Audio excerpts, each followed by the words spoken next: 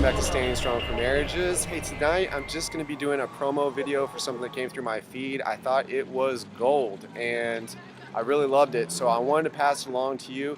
If you want, you can find it in the descriptions, but you can also search, the channel is called Bibles and Burpees. So it looks like this woman just has one video, but it is awesome. It's a bit long, so if you have time to go to the gym, or if you have one of those subscriptions where you can download, I would suggest saving that for the car or something, or just tonight when you have some extra time.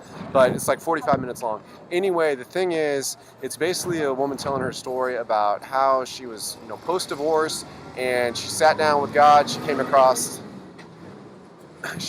a lot of the same scriptures and things that I look at, some of the same materials about what does God expect, what's his best plan for people post-divorce. And she really wrestled with those things. You can see it in her story, and I really related to it. If you guys are in that same situation where you're kind of trying to seek God and either look for marriage restoration or just be obedient, and you don't know what's going to happen, it's really the same story for her in a lot of ways. She went through all the struggles of kind of a marriage that was hard, and I could really relate to that because it is hard. You kind of lose yourself in the midst of just the struggle and some of the stuff. Anyway, she got past that, and she got to a point where she was like, she had to decide, God, what do you want me to do? And she kind of didn't like some of the scriptures. It was really shocking to her. She didn't really realize some of the teachings, even though she'd grown up in the church. Then once she kind of initially grabbed hold of them, she was like, "Ooh, these are really difficult."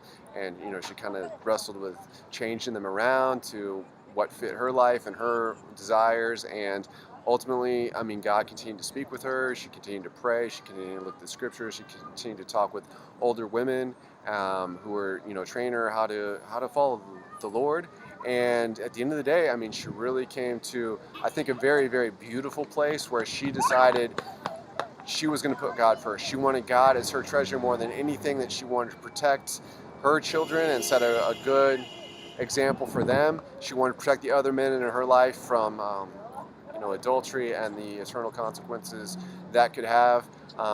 So I would just really say, I hope you guys can check it out. I think you'll be blessed. I think you will relate, and I think you'll be spurred on towards really following the heart of God and really deciding, what is my treasure? What do I want more than anything?